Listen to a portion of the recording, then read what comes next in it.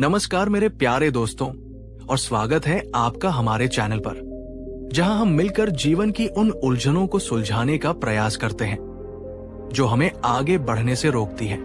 आज हम एक ऐसे शब्द पर बात करने जा रहे हैं जो केवल एक शब्द नहीं बल्कि एक श्राप जैसा लगता है।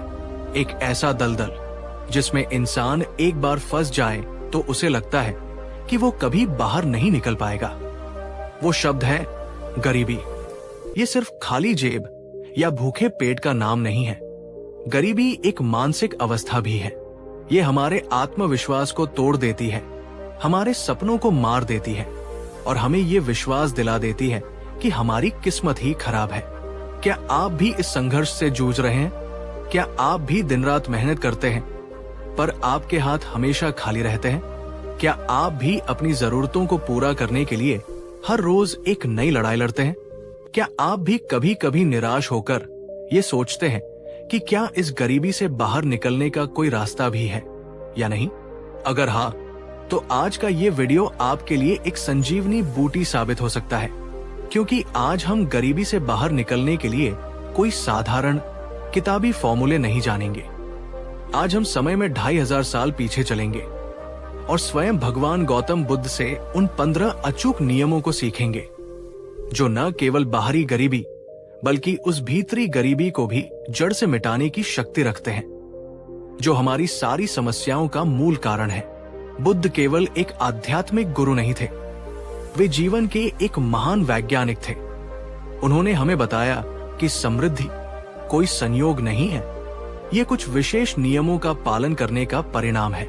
एक विनम्र अनुरोध, ये वीडियो लंबा है, गहरा है, ये कोई मनोरंजन नहीं, एक साधना है। इसे अपना पूरा समय और पूरा ध्यान दीजिए। हो सके तो एक शांत जगह पर बैठें और हर शब्द को अपने भीतर उतरने दें, क्योंकि ये संभव है कि इन 15 नियमों में से कोई एक नियम आपके जीवन की दिशा और दशा दोनों को हमेशा के लिए बदल दे। और अगर आप सच में दिल से अपनी और अपने परिवार की गरीबी को मिटाने का संकल्प लेना चाहते हैं तो इस वीडियो को अभी एक लाइक जरूर करें। यह आपका पहला कदम होगा समृद्धि की ओर। तो चलिए एक गहरी सांस लीजिए और बुद्ध के साथ गरीबी पर विजय पाने के इस महाअभियान की शुरुआत करते हैं। बुद्ध का पहला नियम किसी बाहरी कर्म या तकनीक के बारे में नहीं है, यह हमारे भीतर की सबसे गहरी और सबसे बड़ी क्रांति के बारे में है। बुद्ध कहते हैं, बाहरी गरीबी को मिटाने से पहले अपनी भीतरी गरीबी को मिटाना होगा। हम सब सोचते हैं कि हम गरीब इसलिए हैं क्योंकि हमारे पास पैसा नहीं है। बुद्ध कहते हैं, नहीं, तुम्हारे पास पैसा इसलिए नहीं है क्योंकि तुम भीतर से अपने मन से खुद को गरीब मानते हो। इसे कहते हैं मानसिक गरीबी, पॉवर्टी माइंडसेट। ये क्या है? ये हर समय कमी, लैक के बारे में सोचने की आदत है। मेरे पास ये नहीं है, मैं ये नहीं कर सकता, मेरी किस्मत खराब है, सब अमीर लोग बुरे होते हैं। ये शिकायत, ईर्ष्या और हीन भावना का एक जहरीला कॉकटेल है जो हमें कभी आगे नहीं बढ़ने देता। श्रावस्ती नगर में अनाथ पिंडिक नाम के एक बहुत ही धनी और दानी सेठ थे। वे बुद्ध के परम भक्त थे। एक बार वे बुद्ध के लिए एक भव्य विहार, मठ बनवा रहे थे। नगर का हर अमीर व्यक्ति उस निर्माण में अपना योगदान दे रहा था। एक दिन एक बहुत ही गरीब बूनी महिला बुद्ध के पास आई। उसके कपड़े फटे हुए थे और वो बहुत कमजोर थी। उसने बुद्ध से कहा, भगवान, मैं भी इस पुण्य कार्य में कुछ देना चाहती हूं, पर मेरे पास एक फूटी कौड़ी भी नहीं है। बुद्ध ने उससे पूछा, क्या तुम्हारे पास कुछ भी नहीं है? महिला रोने लगी, नहीं भगवान, मैं दुनिया की सबसे गरीब औरत हूं। बुद्ध मुस्कुराए। उन्होंने कहा, नहीं, तुम गरीब नहीं हो, तुम बहुत अमीर हो। मैं तुम्हें तुम्हारी 5 दौलतें गिनाता हूं।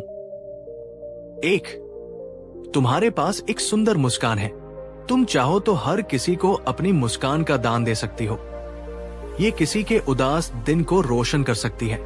2, तुम्हारी आंखों में करुणा है। तुम दूसरों को प्रेम और दया की दृष्टि से देख सकती हो। ये किसी भी हीरे से ज्यादा कीमती है। 3, तुम्हारी वाणी में मिठास हो सकती है। तुम लोगों से 2 मीठे बोल बोल सकती हो, किसी को सांत्वना दे सकती हो। ये किसी भी संगीत से ज्यादा मधुर है। 4, तुम्हारे हृदय में कृतज्ञता का भाव है। तुम जीवित हो, तुम सांस ले रही हो, इन चीजों के लिए तुम आभारी हो सकती हो। 5, और तुम्हारे पास एक शरीर है जिससे तुम सेवा कर सकती हो। तुम इस विहार के निर्माण में एक पत्थर उठाकर भी अपनी सेवा का दान दे सकती हो। बुद्ध ने कहा, जिसके पास देने के लिए ये 5 दौलतें हैं, वो गरीब कैसे हो सकता है? ये सुनकर उस महिला की आंखें खुल गई। उसने पहली बार खुद को गरीब नहीं बल्कि अमीर महसूस किया। वो उठी और विहार के निर्माण में अपनी सेवा देने लगी। कहते हैं, उसके उस सेवा भाव से प्रभावित होकर अनाथ पिंडिक ने उसे अपने यहां सम्मानजनक काम दिया और उसकी गरीबी दूर हो गई। दोस्तों, गरीबी से बाहर निकलने का पहला नियम है, खुद को गरीब मानना बंद करो। आपकी सबसे बड़ी दौलत आपका बैंक बैलेंस नहीं, बल्कि आपका स्वस्थ शरीर, आपका समय, आपकी बुद्धि, आपकी मुस्कान और आपका सेवा भाव है। जिस दिन आप शिकायत करना छोड़कर अपने पास जो है उसके लिए कृतज्ञ, थैंकफुल होना शुरू कर देंगे, उसी दिन से समृद्धि के दरवाजे आपके लिए खुलने लगेंगे।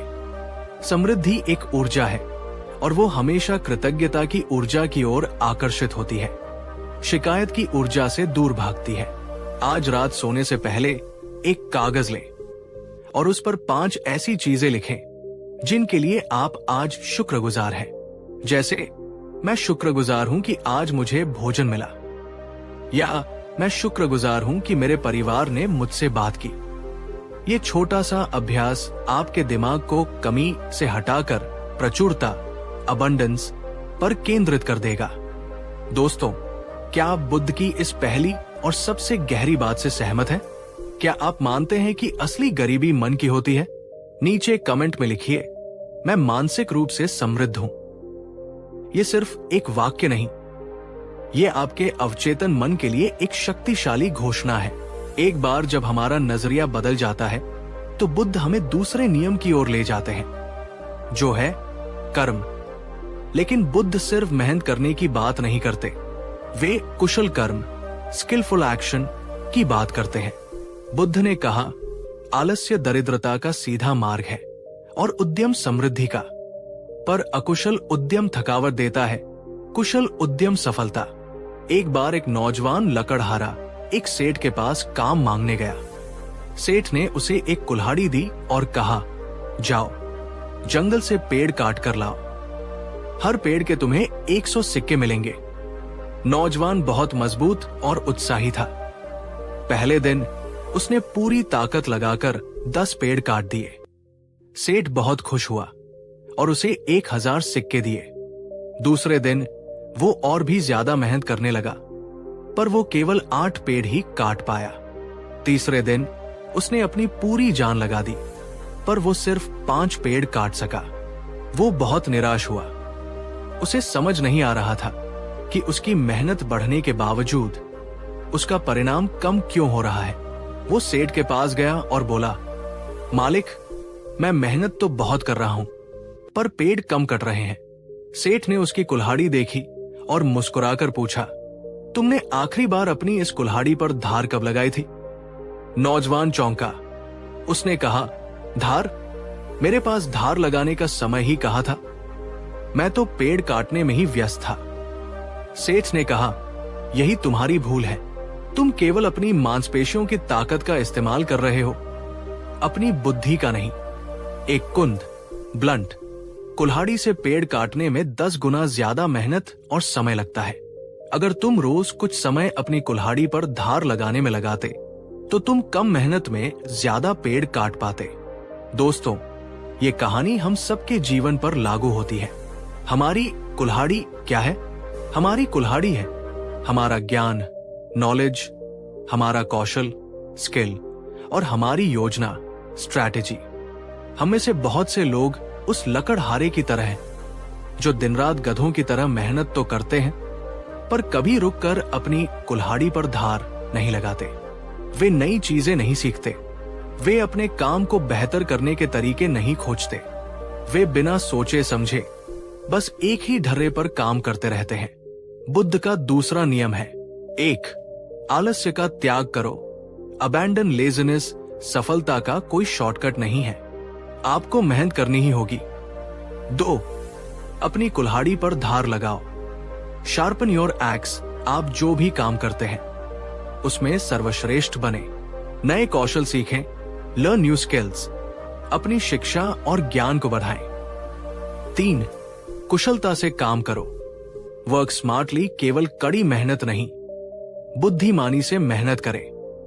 योजना बनाएं, प्राथमिकताएं तय करें और अपनी ऊर्जा को सही जगह पर लगाएं। आप जो भी काम करते हैं, आज खुद से ये सवाल पूछें, मैं इस काम को और बेहतर और तेजी से और कुशलता से कैसे कर सकता हूं? और इस हफ्ते कम से कम 1 घंटा कोई नई स्किल सीखने में या अपनी मौजूदा स्किल को बेहतर बनाने में लगाएं। चाहे वो कोई किताब पढ़ना हो, कोई ऑनलाइन कोर्स करना हो या किसी अनुभवी व्यक्ति से सीखना हो। दोस्तों, आपकी कुल्हाड़ी क्या है?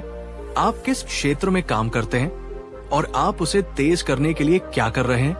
नीचे कमेंट में अपने प्रोफेशन और अपनी स्किल डेवलपमेंट की योजना के बारे में बताएं।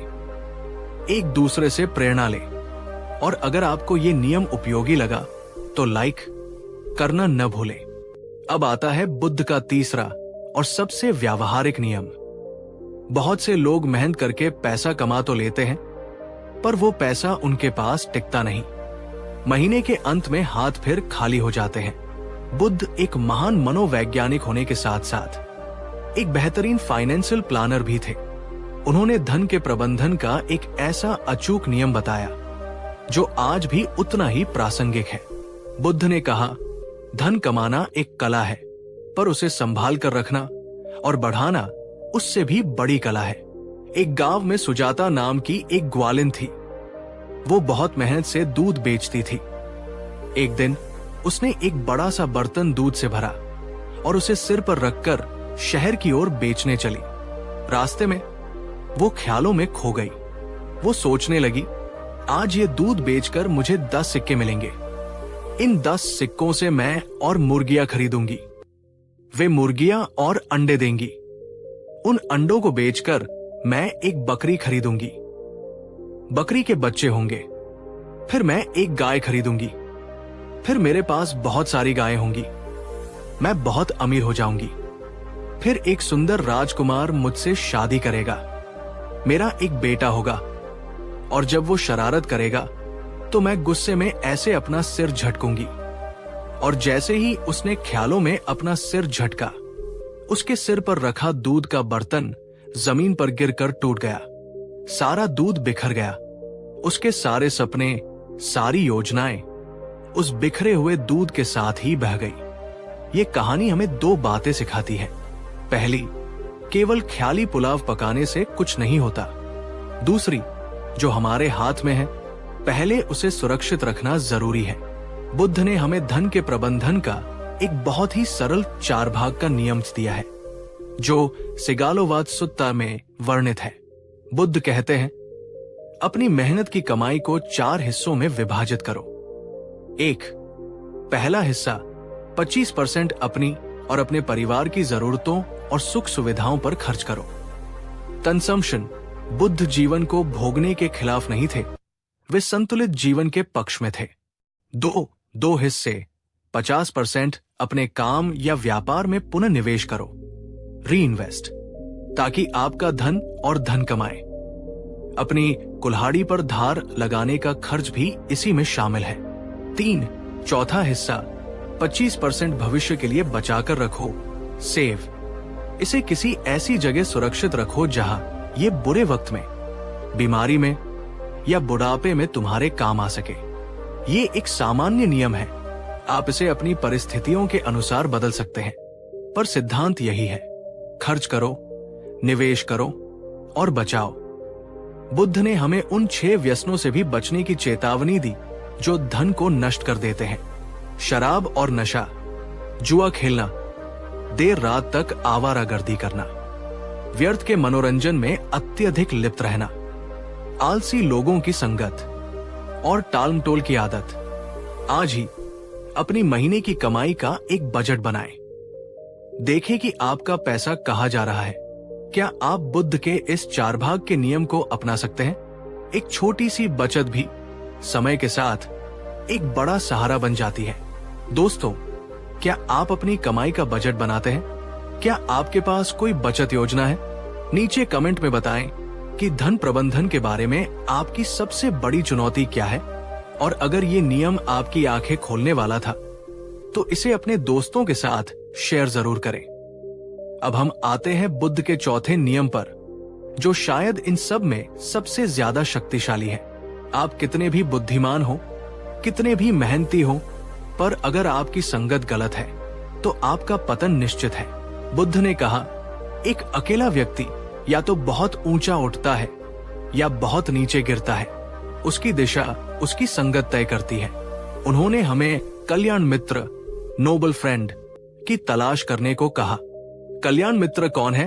वह जो आपको अच्छे कामों के लिए प्रेरित करे, वो जो आपको गलत रास्ते पर जाने से रोके, वो जो आपकी सफलता पर खुश हो और आपकी विफलता पर आपका सहारा बने। और बुद्ध ने हमें पाप मित्र, ईविल फ्रेंड से बचने की चेतावनी दी। पाप मित्र कौन है? वह जो आपको नशे और जुए की ओर ले जाए, वह जो आपकी चापलूसी करे पर पीठ पीछे आपकी बुराई करे, वो जो केवल अपने मतलब के लिए आपसे दोस्ती रखे। राजकुमार अजातशत्रु स्वभाव से बहुत अच्छा और अपने पिता राजा बिंबिसार का आदर करने वाला था। राजा बिंबिसार बुद्ध के परम भक्त थे, लेकिन अजातशत्रु बुद्ध के दुष्ट और महत्वाकांक्षी चचेरे भाई देवदत्त की संगत में आ गया। देवदत्त ने अजातशत्रु के मन में सत्ता का लालच भरा। उसने रोज रोज उसके कान भरे, तुम्हारे पिता बूढ़े हो गए हैं, तुम्हें कब तक इंतजार करना पड़ेगा? तुम ही असली राजा हो। उस बुरी संगत के प्रभाव में आकर उसी अजातशत्रु ने अपने धर्मात्मा पिता को बंदी बनाकर कारागार में डाल दिया और उन्हें भूखा प्यासा रखकर मार डाला। उसने बुद्ध की हत्या करने का भी प्रयास किया। एक अच्छी आत्मा एक बुरी संगत के कारण एक राक्षस में बदल गई। दोस्तों, ये कहानी हमें दिखाती है कि संगत में कितनी ताकत होती है। आप जिस कोयले की खान में रहेंगे, आपके हाथ काले होंगे ही, और आप जिस फूलों के बगीचे में रहेंगे, आप महकेंगे ही। गरीबी से बाहर निकलना है तो उन लोगों का साथ तुरंत छोड़ दो जो हमेशा रोते रहते हैं, जो किस्मत को कोसते हैं और जो तुम्हें भी आगे बढ़ने से रोकते हैं। उन लोगों के साथ जुड़ो जो सफल हैं, जो सकारात्मक हैं, जो तुम्हें चुनौती देते हैं कि तुम और बेहतर बनो। उनकी ऊर्जा, उनकी आदतें और उनका ज्ञान तुम्हें भी ऊपर उठाएगा। आज उन 5 लोगों की सूची बनाएं जिनके साथ आप अपना सबसे ज्यादा समय बिताते हैं, और खुद से पूछें, क्या ये लोग मुझे एक बेहतर इंसान बना रहे हैं या मुझे नीचे खींच रहे हैं? ये एक कठिन पर बहुत जरूरी अभ्यास है। दोस्तों, क्या आपके जीवन में कोई ऐसा कल्याण मित्र है जिसने आपकी जिंदगी बदली हो? नीचे कमेंट में उन्हें धन्यवाद दें बिना नाम लिए, और बताएं कि एक अच्छे दोस्त की सबसे बड़ी पहचान क्या होती है। और अब हम आते हैं बुद्ध के 5वें और सबसे गहरे, सबसे रहस्यमयी नियम पर। ये नियम हमारे तर्क से परे लग सकता है, पर यह ब्रह्मांड का सबसे बड़ा सत्य है। बुद्ध कहते हैं, अगर तुम अमीर बनना चाहते हो तो देना शुरू कर दो। ये सुनकर आपको आश्चर्य होगा, मेरे पास तो पहले से ही कम है, मैं दूंगा कहां से? यही मानसिक गरीबी है जिसे बुद्ध पहले नियम में तोड़ने को कहते हैं।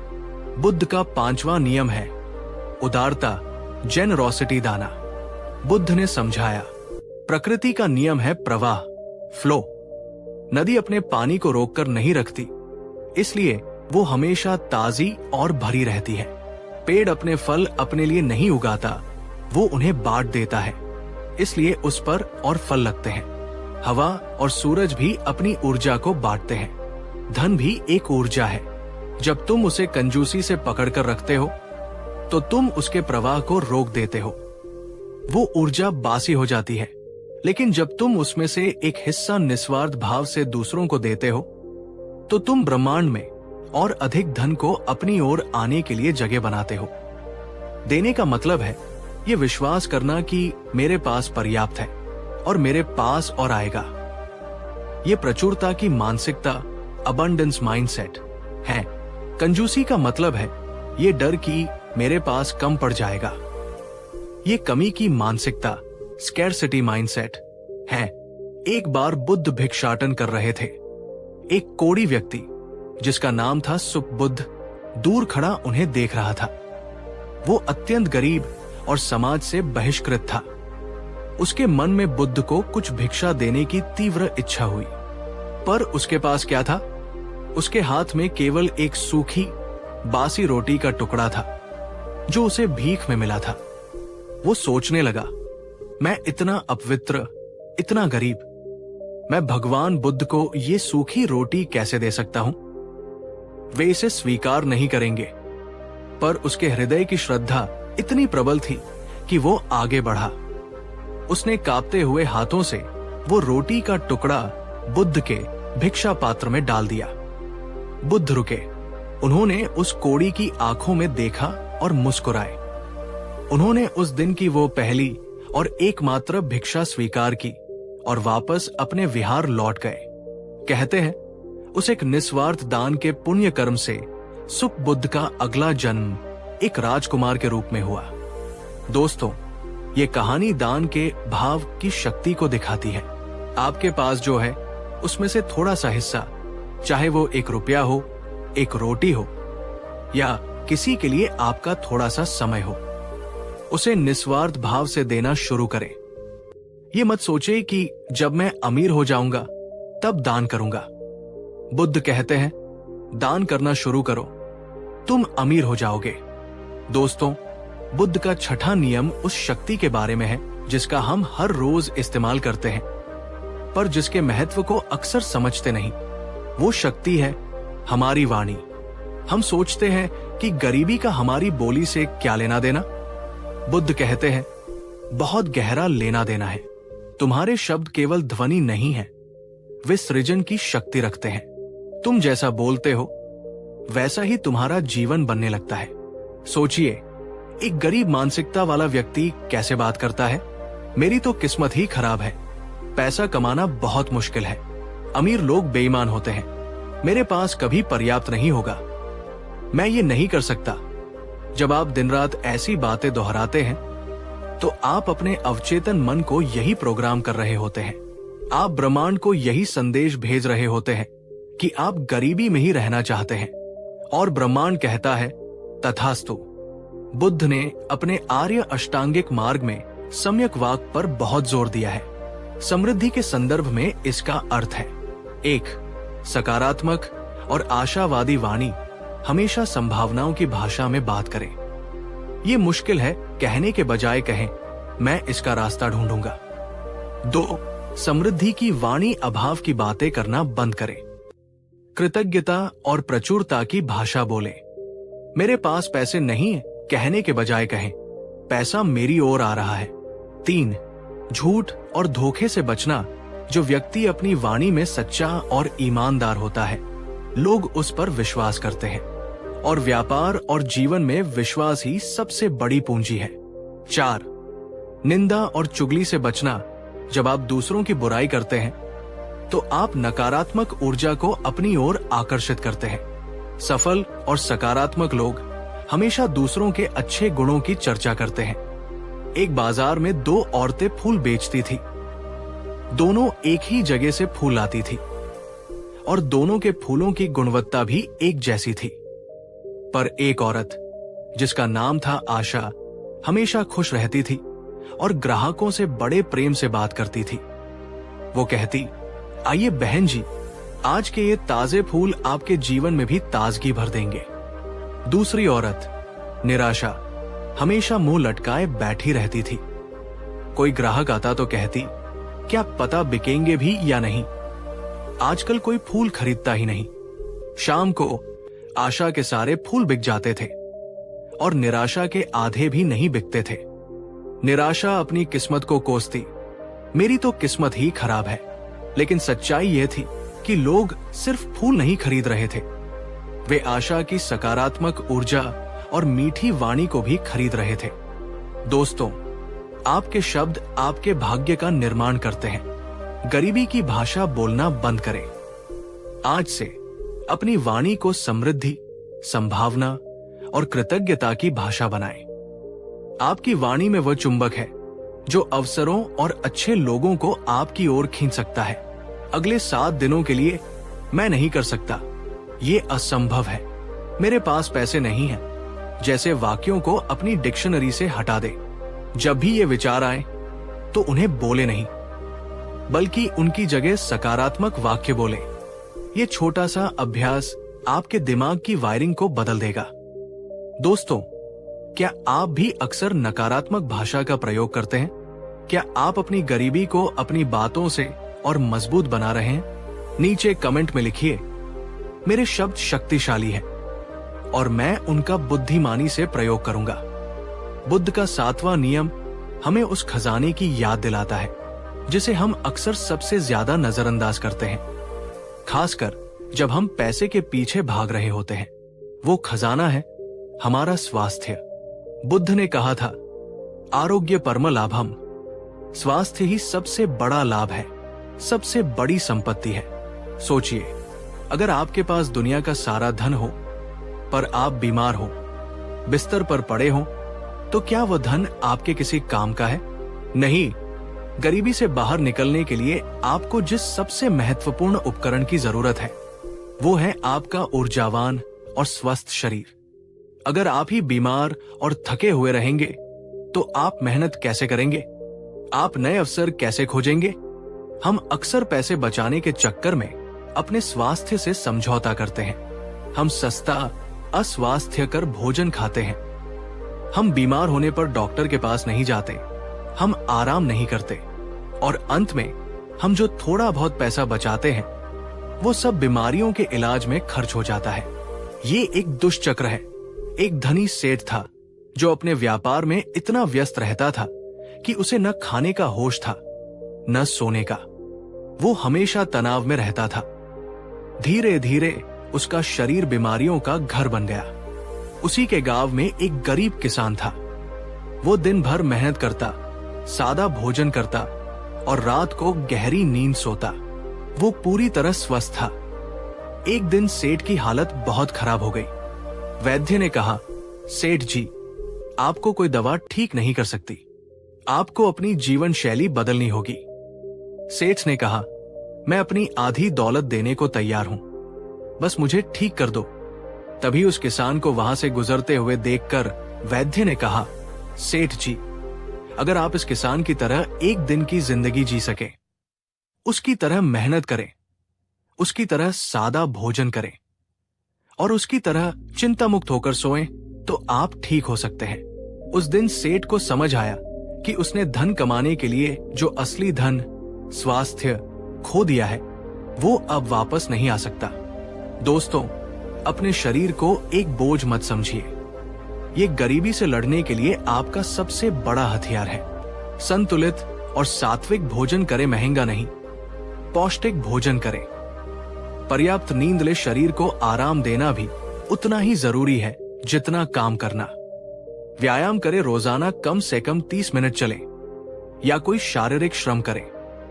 मन को शांत रखें। तनाव और चिंता शरीर के सबसे बड़े दुश्मन है। आपका स्वस्थ शरीर ही आपकी पहली और सबसे बड़ी कमाई है, इसकी रक्षा करें। अगर आप मानते हैं कि स्वास्थ्य ही असली धन है तो इस वीडियो को लाइक करें।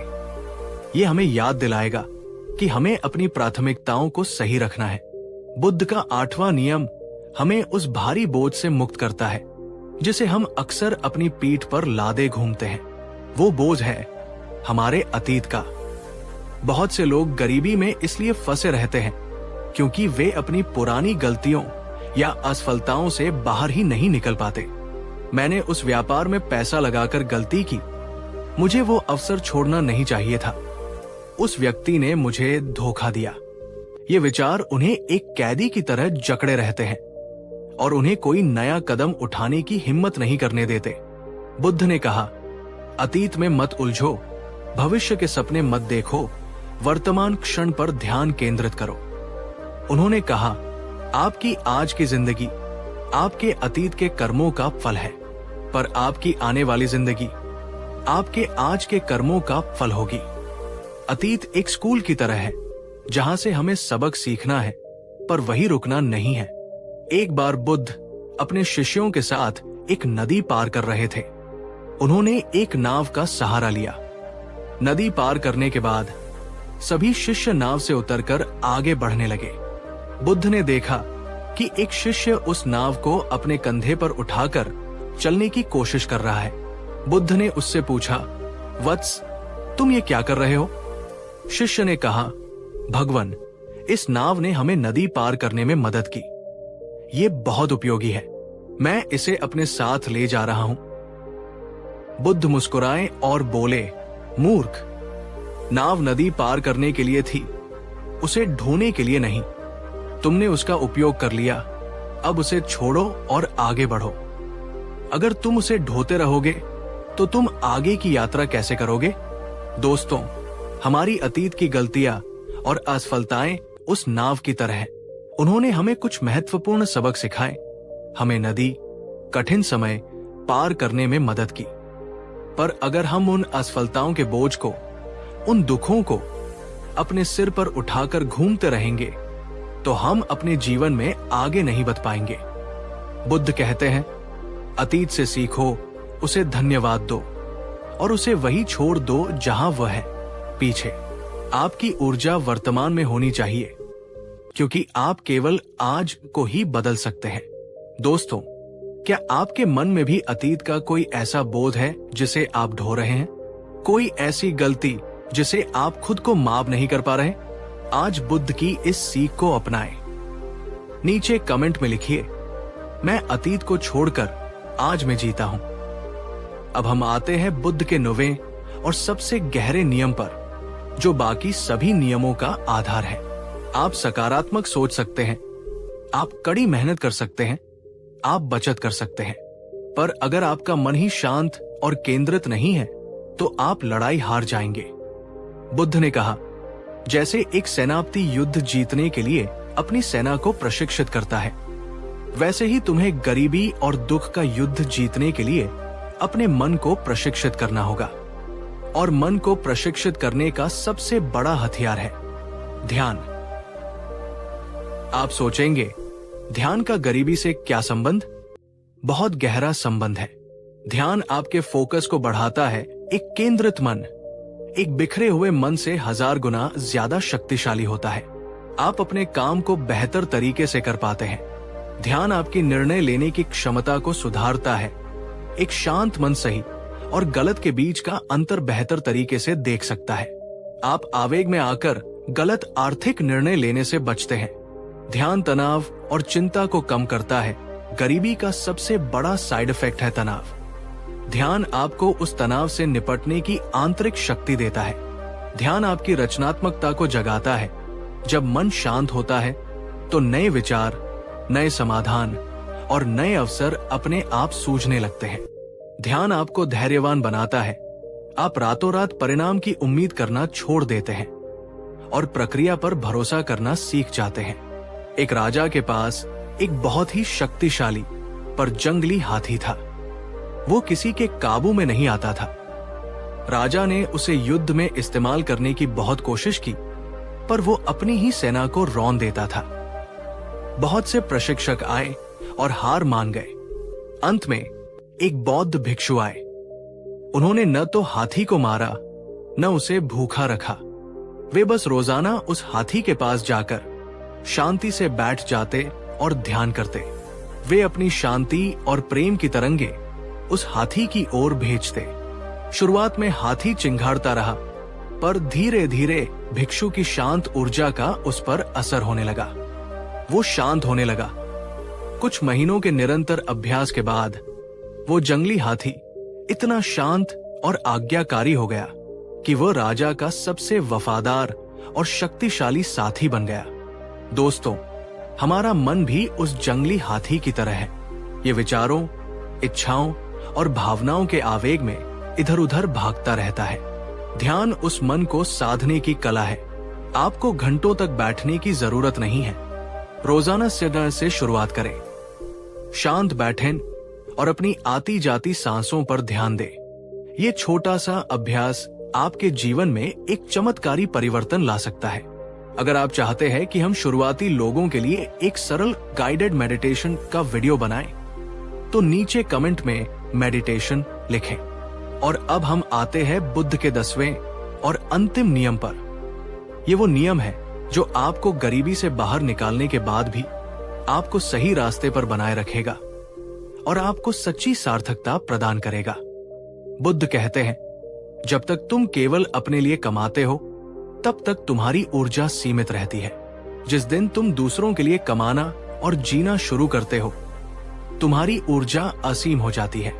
गरीबी से बाहर निकलने की लड़ाई बहुत थका देने वाली हो सकती है। कई बार आपका हार मानने का मन करेगा।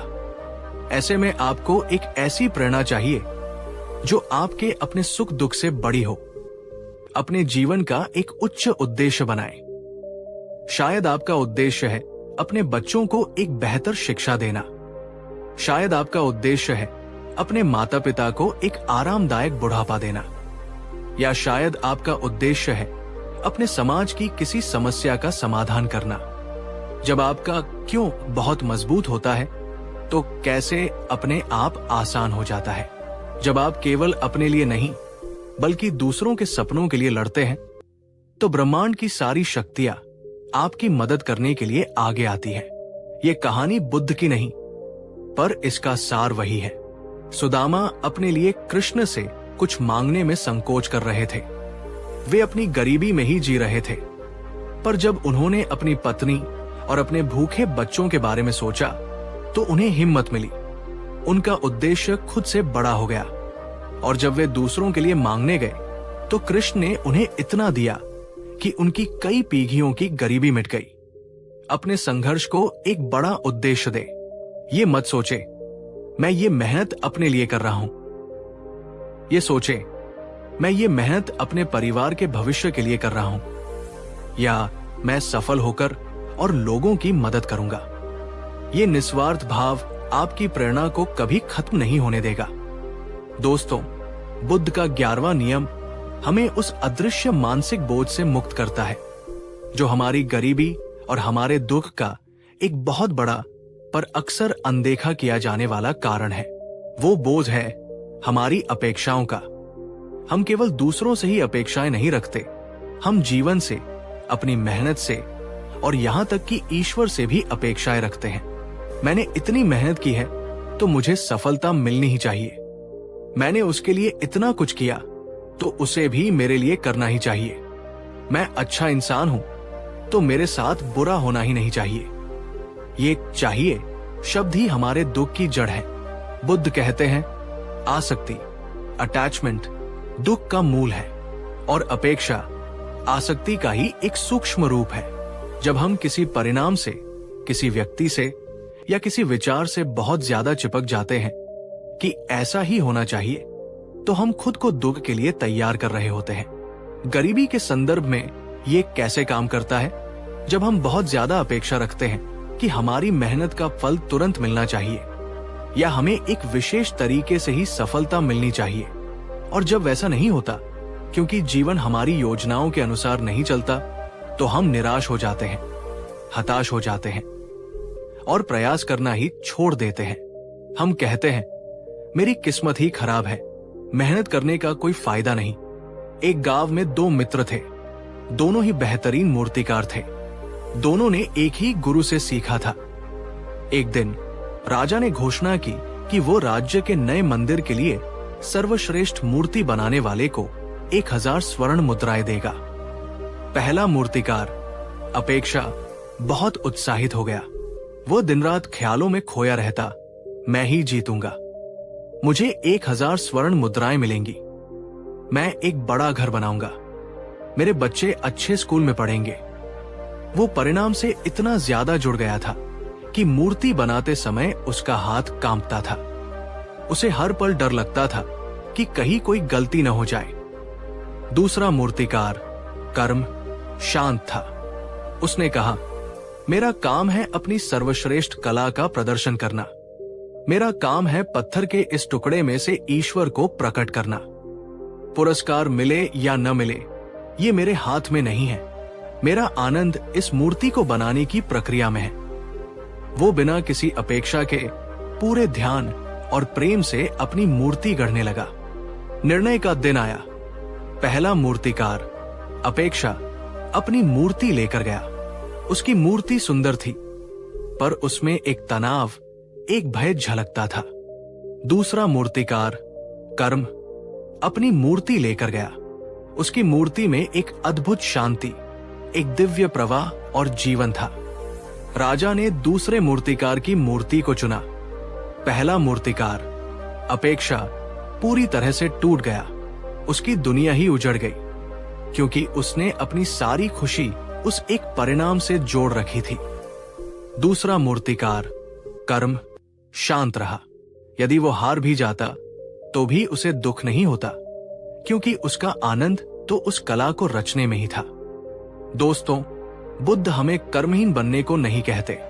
वे हमें अनासक्त कर्म, डिटैच्ड एक्शन करने को कहते हैं। जैसा कि गीता में भी कहा गया है, अपना 100% प्रयास करो, अपनी पूरी लगन से काम करो, पर परिणाम की चिंता मत करो।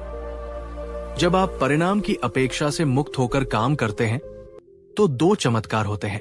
एक, आप उस काम का पूरा आनंद ले पाते हैं। दो, और अक्सर आपको परिणाम भी सर्वश्रेष्ठ ही मिलता है, क्योंकि आपका मन डर और तनाव से मुक्त होता है। आज आप जो भी काम करें उसे केवल काम की तरह नहीं, बल्कि एक खेल की तरह करें। उसे पूरी तरह से एंजॉय करें। अपने आप से कहें, मेरा काम है अपना बेस्ट देना, परिणाम ब्रह्मांड पर छोड़ देना। दोस्तों, क्या अपेक्षाएं आपके दुख का भी एक बड़ा कारण है? क्या आप भी परिणाम की चिंता में अपने आज को बर्बाद कर देते हैं? नीचे कमेंट में लिखिए, मैं कर्म करूंगा, फल की चिंता नहीं। बुद्ध का 12वां नियम हमें उन आंतरिक शत्रुओं से लड़ना सिखाता है जो हमारी समृद्धि की सारी ऊर्जा को सोख लेते हैं। बुद्ध कहते हैं, तुम्हारा मन एक उपजाऊ बगीचे की तरह है, पर अगर तुम उसमें उगे जहरीले खरपतवार को नहीं निकालोगे तो वे तुम्हारे फूलों, सद्गुणों को बढ़ने ही नहीं देंगे। गरीबी केवल धन का अभाव नहीं है, ये कुछ नकारात्मक भावनाओं की उपस्थिति भी है। बुद्ध ने 5 प्रमुख मानसिक खरपतवारों 5 hindrances की पहचान की है जो हमारी प्रगति को रोकते हैं। 1, इंद्रिय सुख की तीव्र इच्छा, सेंसुअल डिजायर। जब मन हमेशा केवल तात्कालिक सुखों, अच्छा खाना, मनोरंजन, आलस्य के पीछे भागता है तो वो कठिन और जरूरी कामों से जी चुराता है। 2, द्वेष और घृणा, इलविल बटा अवर्जन। जब मन दूसरों के प्रति ईर्ष्या, क्रोध और घृणा से भरा होता है तो वो अपनी सारी ऊर्जा दूसरों को नीचा दिखाने या बदला लेने की सोचने में ही बर्बाद कर देता है। 3, आलस्य और सुस्ती, स्लॉथ एंड टॉर्पोर।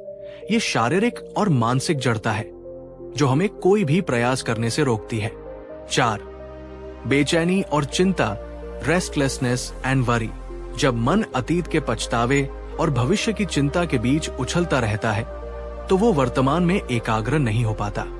5, संदेह और अनिश्चितता, स्केप्टिकल डाउट।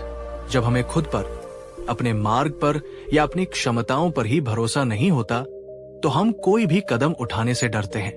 एक गांव में एक बहुत ही सुंदर तालाब था जिसका पानी अमृत जैसा मीठा था। गांव के लोग उसी का पानी पीते थे। एक रात कुछ दुष्ट लोगों ने उस तालाब में जहर की कुछ बूंदें मिला दी। अगली सुबह जो भी उस तालाब का पानी पीता वो बीमार पड़ जाता, कमजोर हो जाता और काम करने लायक नहीं रहता। गांव में हाहाकार मच गया। एक बुद्धिमान वैद्य आए। उन्होंने कहा, इस तालाब का इलाज ये नहीं है कि तुम इसमें और मीठा पानी डालते रहो। इसका इलाज ये है कि पहले इसके अंदर से जहर को निकाला जाए। उन्होंने तालाब को पूरी तरह से खाली करवाया, उसे साफ किया और फिर उसमें ताजा स्वच्छ जल भरा। तब जाकर गांव फिर से स्वस्थ हुआ। दोस्तों, हमारा मन भी उस तालाब की तरह है। हम उसमें सकारात्मक विचार, मीठा पानी डालने की बहुत कोशिश करते हैं, पर अगर हमने उसके अंदर से ईर्ष्या, क्रोध, आलस्य और चिंता जैसे जहर को नहीं निकाला तो हमारी सारी सकारात्मकता व्यर्थ हो जाएगी। बुद्ध कहते हैं, केवल फूल उगाने पर ध्यान मत दो, खरपतवार को उखाड़ना भी उतना ही जरूरी है। ध्यान और सजगता, माइंडफुलनेस ही वे उपकरण हैं जिनसे हम अपने मन के इन जहरीले खरपतवारों को पहचान सकते हैं और उन्हें जड़ से उखाड़ सकते हैं। आज पूरे दिन में अपने मन पर नजर रखें। देखें कि इन 5 खरपतवारों में से कौन सा सबसे ज्यादा उगता है। क्या ये आलस्य है या चिंता? बस उसे पहचाने। पहचानने मात्र से उसकी शक्ति आधी हो जाती है। दोस्तों, आपके मन के बगीचे में सबसे जिद्दी खरपतवार कौन सा है? नीचे कमेंट में पूरी ईमानदारी से साझा करें। जब हम अपनी कमजोरी को स्वीकार करते हैं, तभी हम उसे दूर करने की शक्ति पाते हैं। बुद्ध का 13वां नियम हमें भाग्यवादी और निष्क्रिय होने से बचाता है। बहुत से लोग ये कहकर हाथ पर हाथ धरे बैठे रहते हैं, जब सही समय आएगा तब मैं ये काम करूंगा, या जब कोई अवसर मिलेगा तब मैं अपनी प्रतिभा दिखाऊंगा। बुद्ध कहते हैं, सही समय कभी नहीं आता, समय को सही बनाना पड़ता है। बुद्ध निष्क्रिय प्रतीक्षा, पैसिव वेटिंग के खिलाफ थे। वे सक्रिय कर्म, प्रोएक्टिव एक्शन के पक्ष में थे। ये मत सोचो कि कोई तुम्हें आकर अवसर देगा। तुम्हें खुद अपने लिए अवसर पैदा करने होंगे। अगर आपके पास नौकरी नहीं है तो केवल नौकरी खोजने पर ही निर्भर मत रहो। देखो कि तुम लोगों की किस समस्या का समाधान कर सकते हो। कोई छोटी सी सेवा शुरू करो। अगर तुम्हारे पास पैसा नहीं है तो ये मत रो। देखो कि तुम्हारे पास क्या है। समय, हुनर, ऊर्जा, उसका उपयोग करके कुछ मूल्यवान, वैल्यूएबल बनाओ। एक बार 4 युवा भिक्षु एक यात्रा पर थे। वे एक ऐसे गांव में पहुंचे जहां कई सालों से बारिश नहीं हुई थी और गांव का एकमात्र कुआं भी सूख चुका था। गांव के लोग निराश होकर बस इंद्र देवता से प्रार्थना कर रहे थे। वे भिक्षुओं से बोले, आप भी हमारे साथ प्रार्थना कीजिए ताकि बारिश हो जाए। 3 भिक्षु उनके साथ बैठकर प्रार्थना करने लगे, पर चौथा भिक्षु, जिसका नाम था प्रयत्न, वो उठा। उसने एक कुदाल ली और उस सूखे कुएं को और गहरा खोदना शुरू कर दिया। दूसरे भिक्षु और गांव वाले उस पर हंसे, अरे मूर्ख, क्या कर रहे हो? यहां पानी नहीं है। प्रयत्न ने किसी की नहीं सुनी। वो चुपचाप पूरी लगन से खोदता रहा। वो पसीने से लथपथ हो गया। उसके हाथों में छाले पड़ गए। कई घंटों की अथक मेहनत के बाद अचानक कुएं के तल से पानी का एक छोटा सा सोता फूट पड़ा। वो खोदता रहा और धीरे धीरे कुआं फिर से पानी से भर गया। गांव वाले हैरान रह गए। तब उस भिक्षु ने कहा, प्रार्थना करना अच्छा है, पर कर्म करना उससे भी बेहतर है। हमने केवल ऊपर आसमान की ओर देखा, पर हमने नीचे धरती की संभावना को नहीं खोदा। दोस्तों, अवसर हमेशा हमारे आसपास ही होते हैं, पर वे अक्सर मेहनत के कपड़ों में छिपे होते हैं। इसलिए हम उन्हें पहचान नहीं पाते। अपनी समस्याओं का समाधान दूसरों से या भाग्य से मत मांगो। अपनी कुदाल उठाओ और खोदना शुरू करो। आपकी मेहनत ही आपका सबसे बड़ा अवसर है। अगर आप भी आज से अवसरों का इंतजार करने के बजाय अवसर पैदा करने के लिए तैयार हैं, तो इस वीडियो को लाइक करके अपना संकल्प व्यक्त करें। बुद्ध का 14वां नियम हमें हमारी उस आंतरिक पूंजी की याद दिलाता है जो किसी भी बाहरी धन से कहीं ज्यादा मूल्यवान है। वो पूंजी है हमारा आत्मसम्मान। गरीबी अक्सर हमारे आत्मसम्मान को तोड़ देती है। हम खुद को छोटा, अयोग्य और हीन समझने लगते हैं। हम कम पैसों के लिए अपमानजनक काम करने को तैयार हो जाते हैं। हम दूसरों की हर सही गलत बात मानने लगते हैं। बुद्ध कहते हैं, चाहे तुम कितने भी गरीब क्यों न हो जाओ, अपने आत्मसम्मान से कभी समझौता मत करना। तुम एक राजकुमार हो जो गरीबी का वस्त्र ओढ़े हुए है। अपने वस्त्रों को देखकर अपनी शाही पहचान को मत भूल जाओ। तुम्हारे भीतर बुद्धत्व की परम संभावना की चिंगारी है। जब आप अपने मूल्य को समझते हैं तो आप दूसरों को ये अनुमति नहीं देते कि वे आपका अनादर करें।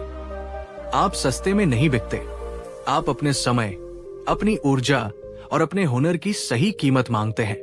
और जब आप खुद अपना सम्मान करते हैं तो दुनिया भी आपका सम्मान करने लगती है।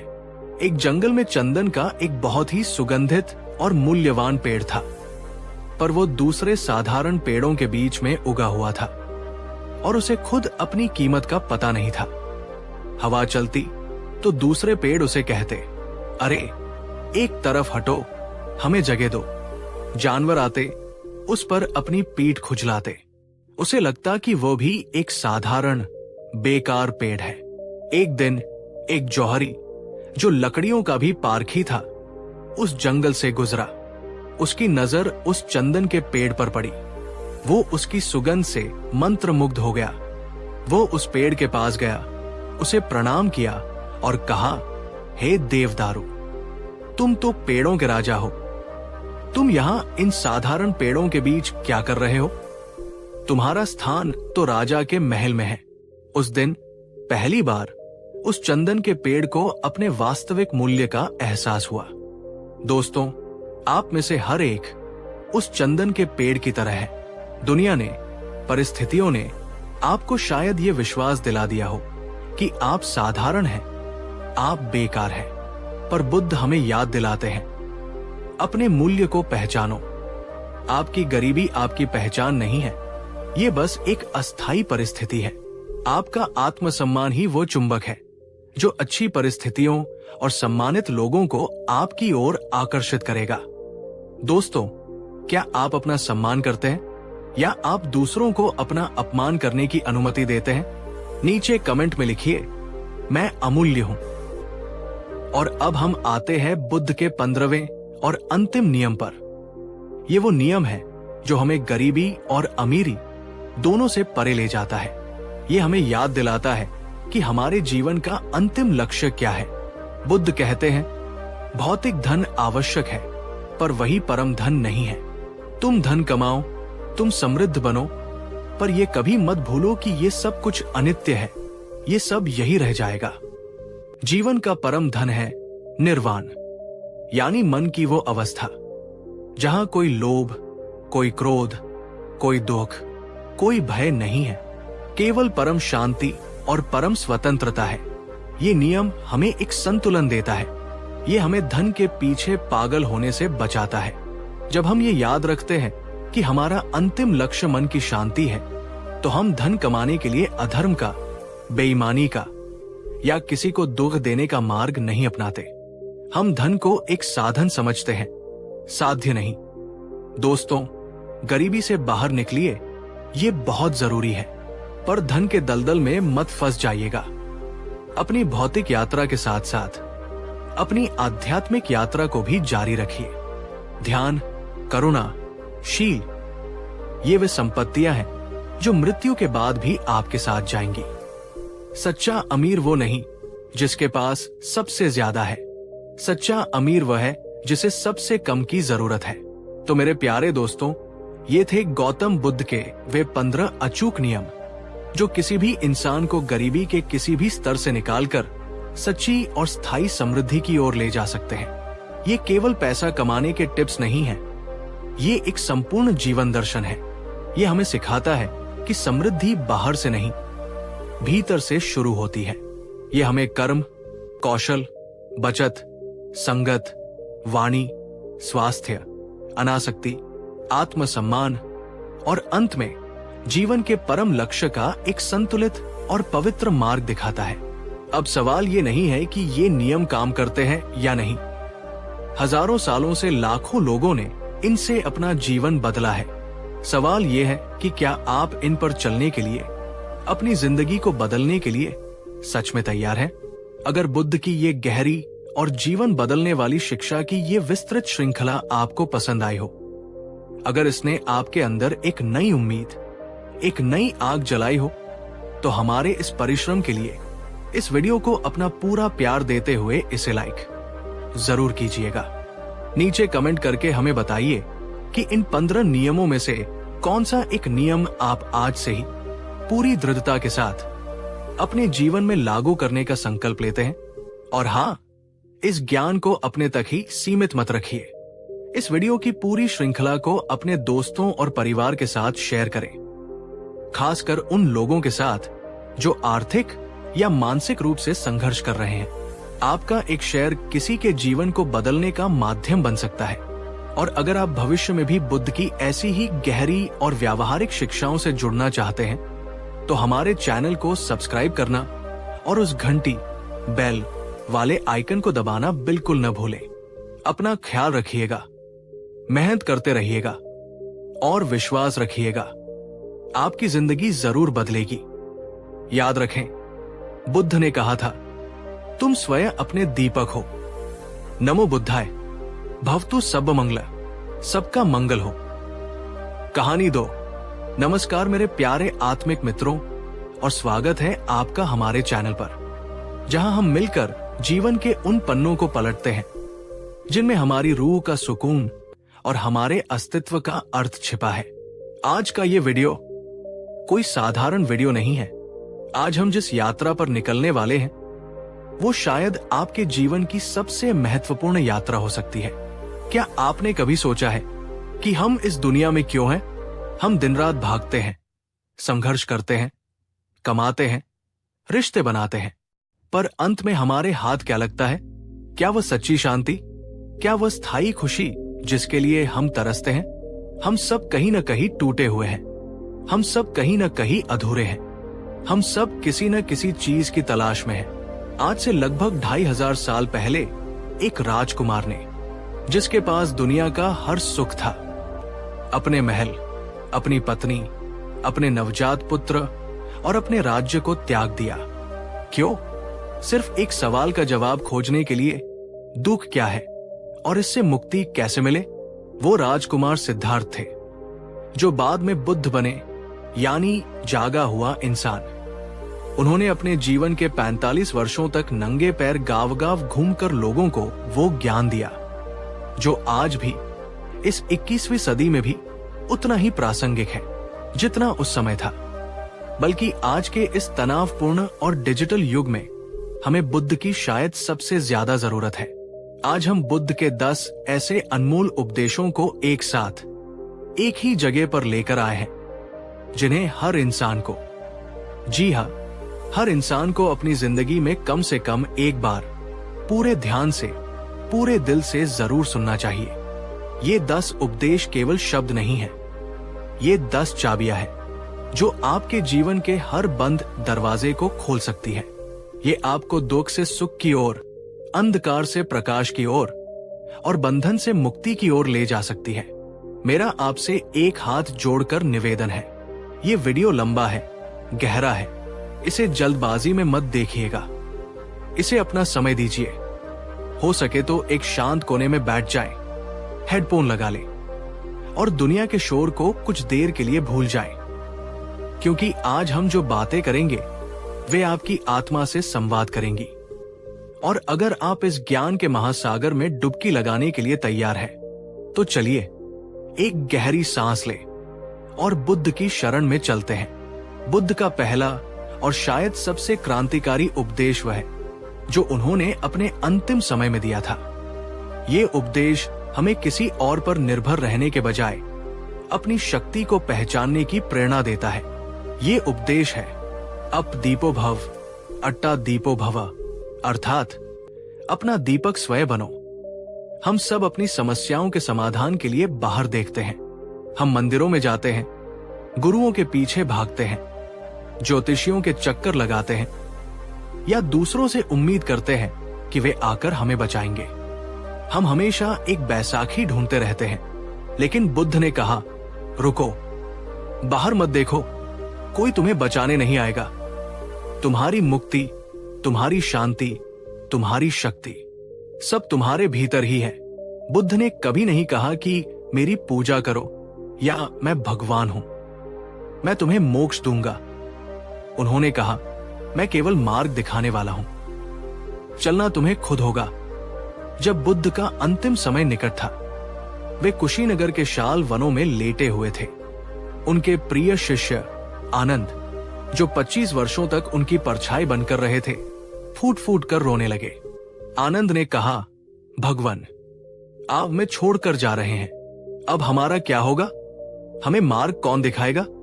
हम तो अभी भी अज्ञानी हैं, आपके बिना हम अंधेरे में भटक जाएंगे। बुद्ध ने अपनी कमजोर आंखों से आनंद को देखा और मुस्कुराए। उन्होंने कहा, आनंद, तुम क्यों रोते हो? क्या मैंने तुम्हें ये नहीं सिखाया कि जो जन्म लेता है उसकी मृत्यु निश्चित है? और रही बात मार्ग दिखाने की, तो क्या मेरा शरीर ही मार्ग था? बुद्ध ने कहा, आनंद, मत रो। मेरे जाने के बाद मेरी शिक्षाएं, धम्म ही तुम्हारे गुरु होंगी। किसी बाहरी सहारे की तलाश मत करो। अब दीपो भव, अपने दीपक स्वयं बनो। अपने भीतर के प्रकाश को जगाओ। जब तुम अपनी प्रज्ञा, विजडम के प्रकाश में चलोगे तो तुम्हें किसी और गुरु की आवश्यकता नहीं होगी। दोस्तों, बुद्ध का ये उपदेश हमें आत्मनिर्भरता, सेल्फ रिलायंस सिखाता है। ये हमें बताता है कि हमारे जीवन की हर समस्या का हल हमारे अपने विवेक, हमारे अपने धैर्य और हमारे अपने प्रयासों में छिपा है। जब हम दूसरों से उम्मीद करना छोड़ देते हैं और खुद पर भरोसा करना शुरू करते हैं, तभी हम असली मायने में शक्तिशाली बनते हैं। दोस्तों, मैं आपसे एक बहुत ही व्यक्तिगत सवाल पूछना चाहता हूं। क्या आप भी अपनी खुशी या अपनी समस्याओं के हल के लिए किसी और का इंतजार कर रहे हैं? क्या आप भी सोचते हैं कि कोई चमत्कार होगा और सब ठीक हो जाएगा? नीचे कमेंट में लिखिए, मैं अपना दीपक खुद बनूंगा। ये संकल्प आपको याद दिलाएगा कि शक्ति आपके हाथों में है। बुद्ध का दूसरा उपदेश वह है जो हमारे 90% दुखों का इलाज है। हम में से ज्यादातर लोग दुखी क्यों हैं? क्योंकि या तो हम बीते हुए कल, पास्ट के पछतावे में जी रहे हैं, या आने वाले कल, फ्यूचर की चिंता में। हमारा शरीर तो यहाँ है, पर हमारा मन हमेशा वहां होता है, और इस चक्कर में हम उस एकमात्र चीज को खो देते हैं जो हमारे पास वास्तव में है, वर्तमान क्षण, द प्रेजेंट मोमेंट। बुद्ध ने कहा, अतीत जा चुका है, उस पर शोक मत करो। भविष्य अभी आया नहीं है, उसके सपने मत देखो। अपने मन को वर्तमान क्षण में एकाग्र करो। एक बार एक किसान बुद्ध के पास आया। वो बहुत परेशान था। उसने कहा, भगवान, पिछले साल बाढ़ आई थी और मेरी सारी फसल नष्ट हो गई थी। मुझे बहुत नुकसान हुआ और अब मुझे डर लग रहा है कि कहीं अगले साल सूखा न पड़ जाए। अगर सूखा पड़ा तो मैं बर्बाद हो जाऊंगा। मैं क्या करूं? मैं सो नहीं पाता। बुद्ध ने उससे पूछा, क्या तुम अभी इसी पल में दुखी हो? किसान ने कहा, नहीं, अभी तो मैं आपके पास बैठा हूं, यहां सब शांत है। बुद्ध ने पूछा, क्या अभी इसी पल में बाढ़ आई है? किसान ने कहा, नहीं। बुद्ध ने पूछा, क्या अभी इसी पल में सूखा पड़ा है? किसान ने कहा, नहीं। बुद्ध ने मुस्कुराते हुए कहा, तो तुम उस बाढ़ के कारण दुखी हो जो जा चुकी है, और उस सूखे के कारण दुखी हो जो आया ही नहीं है। तुम अपने आज को, अपने अभी को उन दो चीजों के लिए बर्बाद कर रहे हो जिनका कोई अस्तित्व ही नहीं है। बुद्ध ने उसे समझाया, अगर तुम आज, अभी, इसी पल में अपना कर्म पूरी निष्ठा से करो, खेत की जुताई करो, बीज बो, पानी दो, तो तुम भविष्य की चिंता से मुक्त हो जाओगे। भविष्य तुम्हारे आज के कर्मों से ही बनता है। दोस्तों, जीवन न तो कल में था न कल में होगा। जीवन केवल अभी है। जब हम खाना खाते हैं तो हमारा ध्यान फोन में होता है। जब हम चलते हैं तो हमारा ध्यान मंजिल पर होता है।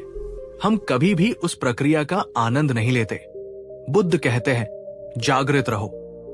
जो कर रहे हो उसे पूरे होश के साथ करो। यही सुख की कुंजी है।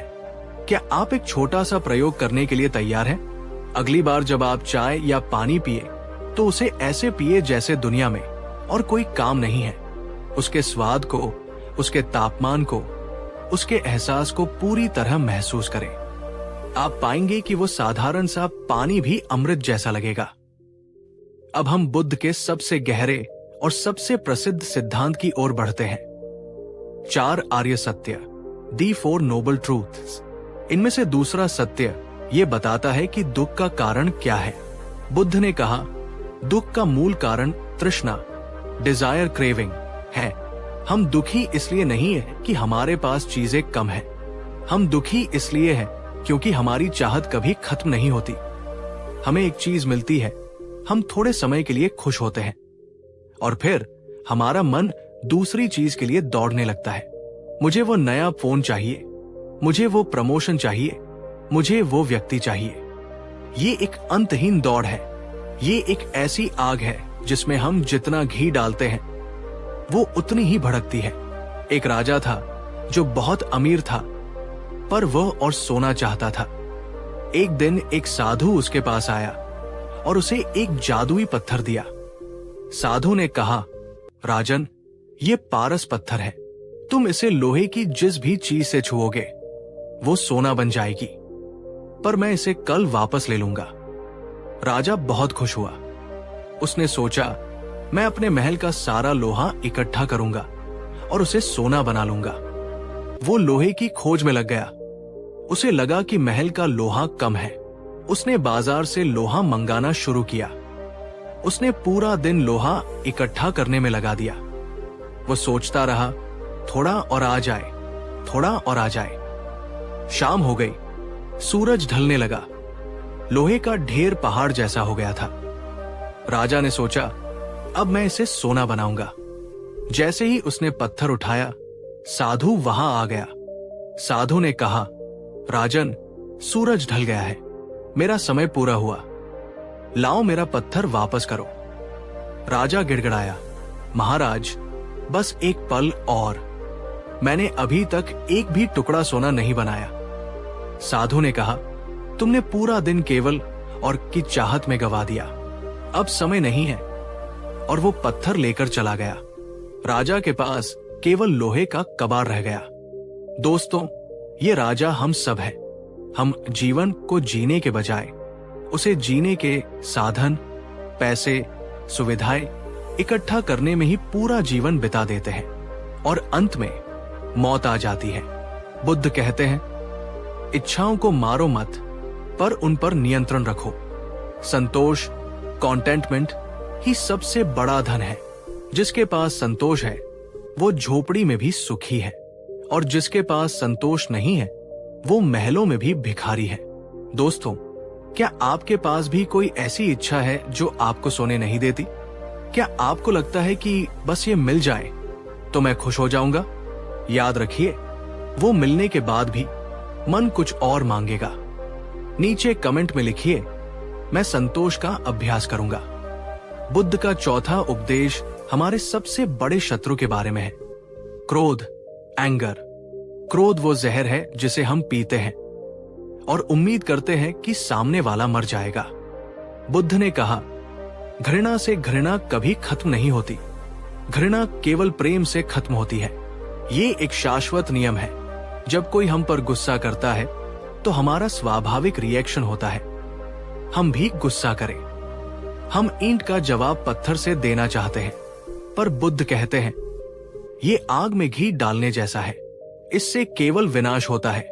एक बार एक अहंकारी ब्राह्मण बुद्ध के पास आया। वो बुद्ध की लोकप्रियता से जलता था। आते ही उसने बुद्ध को गालियां देना शुरू कर दिया। उसने बहुत अपशब्द कहे। बुद्ध शांत बैठे रहे, जैसे कुछ हुआ ही न हो। उनके चेहरे पर वही करुणा, वही मुस्कान थी। जब ब्राह्मण गालियां देकर थक गया तो उसने बुद्ध से पूछा, तुमने मेरी गालियों का जवाब क्यों नहीं दिया? क्या तुम बहरे हो या डर गए? बुद्ध ने बड़े प्यार से पूछा, ब्राह्मण, अगर तुम किसी के लिए कोई उपहार लेकर जाओ और वो व्यक्ति उस उपहार को लेने से मना कर दे तो वो उपहार किसका होगा? ब्राह्मण ने कहा, जाहिर है मेरा ही होगा। बुद्ध ने मुस्कुराते हुए कहा, ठीक उसी तरह तुम मेरे लिए जो गालियां और अपशब्द लेकर आए थे, मैंने उन्हें स्वीकार नहीं किया। अब वे किसके हुए? वे तुम्हारे ही पास रह गए। ब्राह्मण सन्न रह गया। उसे समझ आ गया कि उसका गुस्सा केवल उसी को जला रहा था, बुद्ध को नहीं। वो बुद्ध के चरणों में गिर पड़ा। दोस्तों, जब आप किसी के गुस्से का जवाब गुस्से से नहीं बल्कि शांति और मौन से देते हैं, तो आप उस व्यक्ति को निरस्त्र कर देते हैं। आप उसे आईना दिखाते हैं। सच्ची ताकत चिल्लाने में नहीं, शांत रहने में है। क्या आप एक चुनौती लेने के लिए तैयार हैं? अगली बार जब कोई आप पर गुस्सा करे तो बस एक गहरी सांस ले और कोई प्रतिक्रिया न दे। बस देखें कि क्या होता है। आप पाएंगे कि आप उस स्थिति के स्वामी बन गए हैं। अगर आप इसको आजमाने के लिए तैयार हैं, तो वीडियो को लाइक जरूर करें। बुद्ध का 5वां उपदेश जीवन जीने की कला का सबसे व्यावहारिक सूत्र है। इसे कहते हैं मध्यम मार्ग, दी मिडल पाथ। बुद्ध ने अपने जीवन में दोनों अति, एक्सट्रीम्स देखी थी। राजकुमार के रूप में उन्होंने भोग विलास की अति देखी थी और बाद में एक तपस्वी के रूप में उन्होंने शरीर को कष्ट देने की अति भी देखी थी। उन्होंने भूखे रहकर, सांस रोककर तपस्या की, पर उन्हें ज्ञान दोनों में से किसी भी रास्ते से नहीं मिला। उन्हें ज्ञान तब मिला जब उन्होंने समझा कि वीणा के तार अगर बहुत ढीले हों तो संगीत नहीं बजता, आलस्य, और अगर बहुत कस दिए जाएं तो तार टूट जाते हैं, तनाव। मधुर संगीत तभी बजता है जब तार मध्यम कसे हों। बुद्ध ने कहा, जीवन में संतुलन, बैलेंस ही सब कुछ है। न बहुत ज्यादा खाना, न भूखे रहना, न बहुत ज्यादा सोना, न जागना, न बहुत ज्यादा काम, न बहुत ज्यादा आराम, न बहुत ज्यादा आसक्ति, न बहुत ज्यादा वैराग्य। दोस्तों, आज हम संतुलन खो चुके हैं। हम या तो काम में इतने डूब जाते हैं कि परिवार और सेहत को भूल जाते हैं, या फिर आलस्य में इतने डूब जाते हैं कि काम ही नहीं करते। बुद्ध कहते हैं, हर चीज में संतुलन लाओ। एक संतुलित जीवन ही सुखी जीवन है। दोस्तों, बुद्ध का 6वां उपदेश हमारे जीवन के उस पहलू के बारे में है जिसका हम सबसे ज्यादा दुरुपयोग करते हैं, हमारी वाणी। हम दिन भर में हजारों शब्द बोलते हैं, पर क्या हम कभी रुक कर सोचते हैं कि उन शब्दों का असर क्या हो रहा है? शब्दों में वो ताकत है जो टूटे हुए रिश्तों को जोड़ सकती है और जुड़े हुए रिश्तों को पल भर में तोड़ सकती है। शब्द मरहम भी है और शब्द हथियार भी। बुद्ध ने अपने आर्य अष्टांगिक मार्ग, नोबल एटफोल्ड पाथ में सम्यक वाक, राइट स्पीच को बहुत महत्व दिया है। बुद्ध ने कहा, जैसे एक म्यान में 2 तलवारें नहीं रह सकती, वैसे ही एक मन में क्रोध और शांति नहीं रह सकते, और जो मन में है वही वाणी पर आता है। उन्होंने वाणी के 4 दोष बताए हैं जिनसे हमें बचना चाहिए। 1. झूठ बोलना। 2. चुगली करना, ऐसी बात जो 2 लोगों में फूट डाले। 3. कठोर वचन बोलना, गाली गलौज या अपमान करना। 4. व्यर्थ बकवास, बिना मतलब की बातें करना जिससे समय बर्बाद हो। एक बार एक राजा अपने गुरु के पास गया। वो बहुत परेशान था। उसने कहा, गुरुदेव, मैं अक्सर गुस्से में अपने मंत्रियों और परिवार वालों को बहुत बुरा भला कह देता हूं। बाद में मुझे बहुत पछतावा होता है। मैं माफी भी मांग लेता हूं, पर फिर भी मेरे रिश्ते सुधर नहीं रहे। लोग मुझसे डरते हैं, प्यार नहीं करते। गुरु ने उसे एक लकड़ी का तख्ता, बोर्ड और कुछ कीलें दी। उन्होंने कहा, जब भी तुम्हें गुस्सा आए और तुम किसी को बुरा बोलो तो इस तख्ते पर एक कील ठोक देना। राजा ने ऐसा ही किया। पहले दिन उसने 10 कीलें ठोकी। धीरे धीरे उसे अपनी गलती का एहसास होने लगा और कीलें कम होती गई।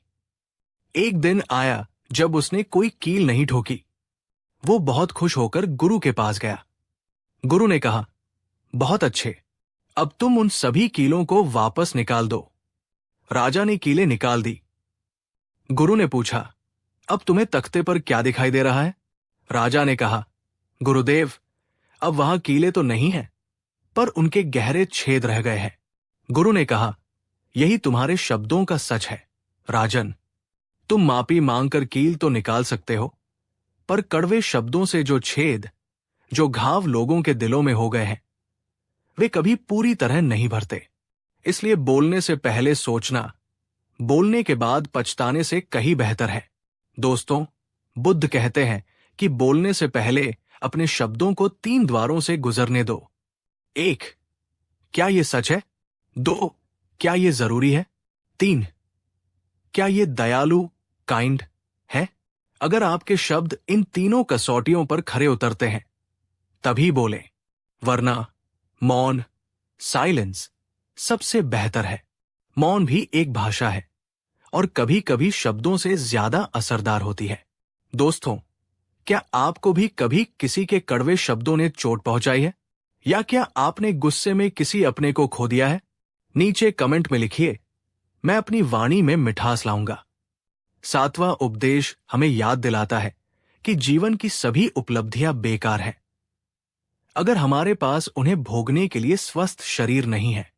बुद्ध ने कहा, आरोग्य परम लाभम, health is the greatest gift. हम अक्सर अपने शरीर को हल्के में लेते हैं।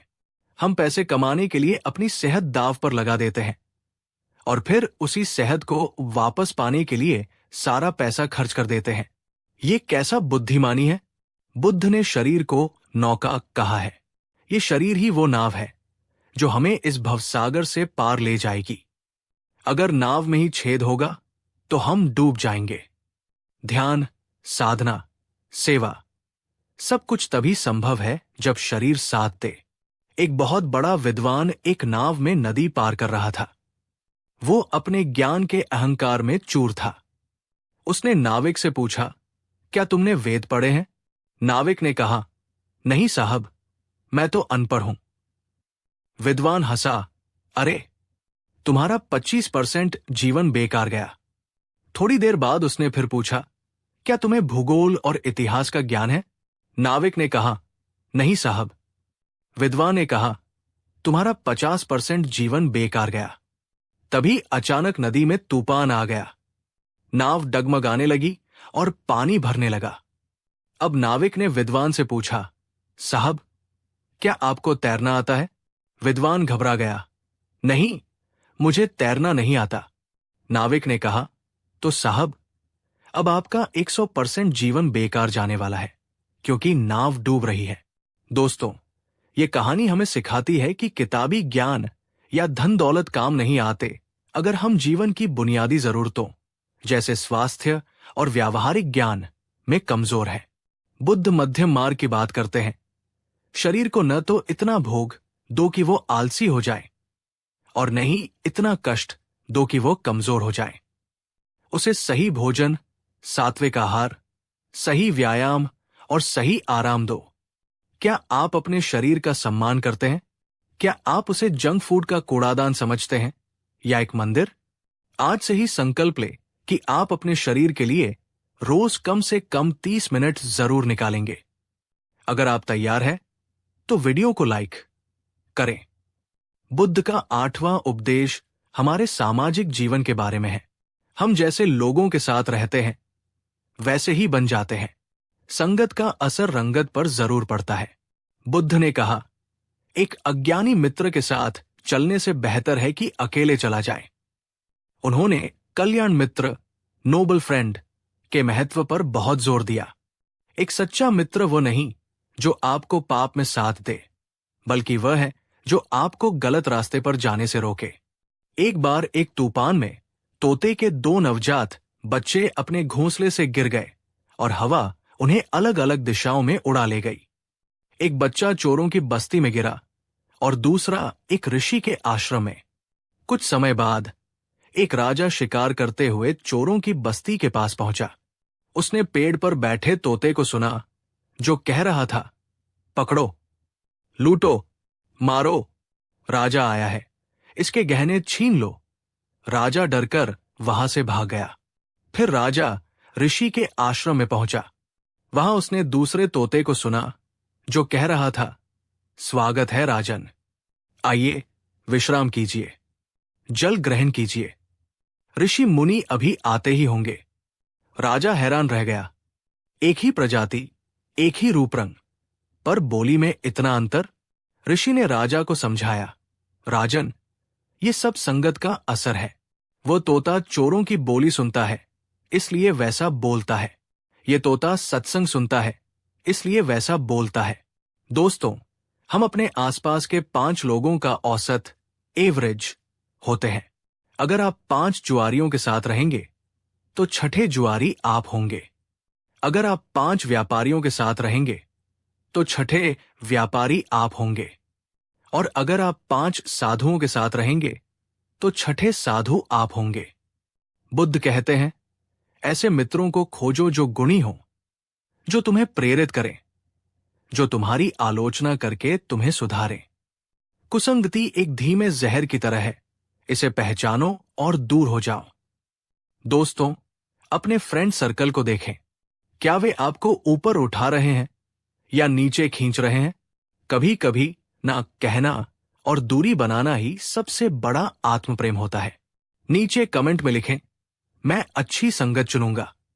9वां उपदेश हमें मानसिक कमजोरी से बचाता है।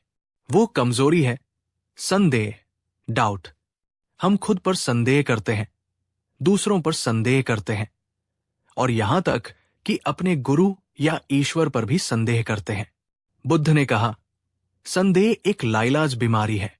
ये रिश्तों को तोड़ देता है और मन की शांति को भस्म कर देता है। लेकिन यहां बुद्ध अंधविश्वास की बात नहीं कर रहे। वे कहते हैं, संदेह करो, प्रश्न पूछो, लेकिन केवल सत्य को जानने के लिए। एक बार जब सत्य मिल जाए तो उस पर अटूट विश्वास, श्रद्धा करो।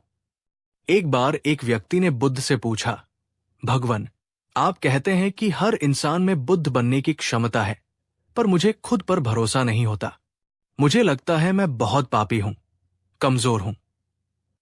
बुद्ध ने उसे एक सोने का शेर दिखाया और पूछा, ये क्या है? व्यक्ति ने कहा, ये शेर है।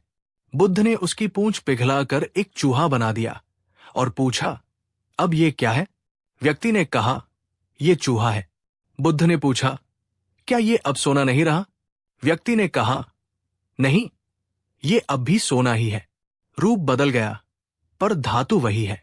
बुद्ध ने कहा, ठीक इसी तरह तुम चाहे पापी हो या पुण्यात्मा, अज्ञानी हो या ज्ञानी, तुम्हारे भीतर की जो मूल चेतना है, जो सोना है, वो शुद्ध बुद्धत्व ही है। रूप बदल सकता है, पर तुम्हारा असली स्वभाव कभी मैला नहीं होता। खुद पर शक मत करो, अपनी उस शुद्धता को पहचानो। दोस्तों, जब हम खुद पर विश्वास करते हैं तो हम आधी लड़ाई जीत जाते हैं।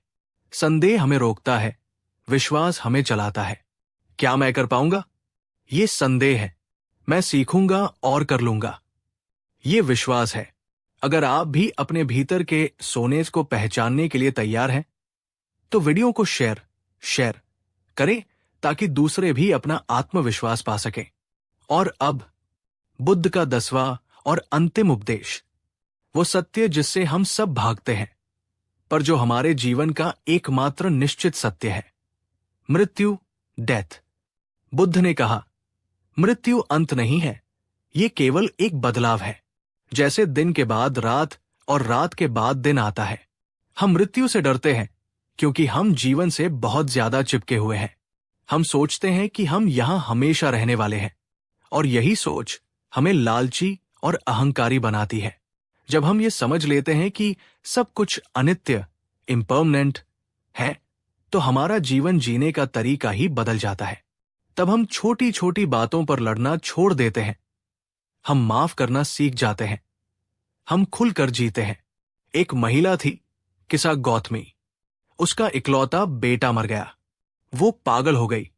वो मरे हुए बच्चे को गोद में लेकर घर घर जाकर दवा मांगती रही। किसी ने उसे बुद्ध के पास भेजा। बुद्ध ने उसे देखा और कहा, मैं तुम्हारे बेटे को जिंदा कर दूंगा, पर मुझे एक मुट्ठी सरसों चाहिए। लेकिन शर्त यह है कि सरसों उस घर से आनी चाहिए जहां कभी किसी की मृत्यु न हुई हो। किसा गौतमी बहुत खुश हुई। वो दौड़ी, पहले घर गई, सरसों मांगी। जब उसने पूछा, क्या यहां किसी की मृत्यु हुई है, तो जवाब मिला, हां, मेरे पिता की। दूसरे घर में भाई की, तीसरे में पति की।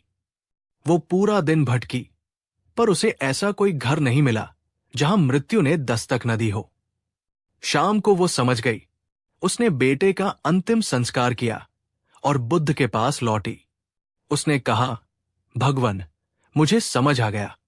मृत्यु केवल मेरे बेटे की नहीं हुई, ये सबका सत्य है। जो जन्म लेता है उसे जाना ही पड़ता है। बुद्ध ने कहा, यही ज्ञान है। जिसने मृत्यु को स्वीकार कर लिया, वो जीवन के हर डर से मुक्त हो गया। दोस्तों, मृत्यु का डर हमें जीवन जीने नहीं देता। हर सुबह जब उठो तो सोचो, ये एक बोनस दिन है, पता नहीं कल हो न हो। जब आप इस भाव से जिएंगे तो आप किसी से नफरत नहीं करेंगे, समय बर्बाद नहीं करेंगे और हर पल का जश्न मनाएंगे। मृत्यु का बोध हमें सही जीवन जीना सिखाता है। तो मेरे प्यारे दोस्तों, ये थे गौतम बुद्ध के वे 10 अनमोल उपदेश जो किसी खजाने से कम नहीं है। 1. अपना दीपक स्वयं बनो। 2. वर्तमान में जियो। 3. इच्छाओं पर नियंत्रण रखो। 4. क्रोध को प्रेम से जीतो। 5. जीवन में संतुलन, मध्यम मार्ग लाओ। 6. वाणी में मिठास रखो। 7. स्वास्थ्य का ध्यान रखो। 8. अच्छी संगत चुनो। 9. खुद पर विश्वास रखो। 10. मृत्यु को स्वीकार करो और निडर होकर जियो। बुद्ध कोई भगवान नहीं थे जो आसमान से उतरे थे। वे हम जैसे ही एक इंसान थे, जिन्होंने अपने प्रयासों से खुद को बुद्ध, जागृत बनाया। और उनका यही संदेश है, जो मैं कर सकता हूं वो तुम भी कर सकते हो। ये 10 बातें सिर्फ सुनने के लिए नहीं है, इन्हें अपने जीवन में उतारिए। अगर आपने इनमें से एक बात को भी पूरी तरह अपना लिया तो मैं वादा करता हूं, आपका जीवन बदल जाएगा। दुखों के बादल छंट जाएंगे और शांति का सूरज उगेगा। इस वीडियो को बनाने में बहुत मेहनत और शोध लगा है। हमारा उद्देश्य सिर्फ एक ही है, आपके जीवन में थोड़ी रोशनी लाना। हमारे साथ इस लंबी और अद्भुत यात्रा में बने रहने के लिए आपका दिल से शुक्रिया। हम फिर मिलेंगे एक नई कहानी और नए ज्ञान के साथ। तब तक के लिए अपना ख्याल रखें, खुश रहें और शांत रहें।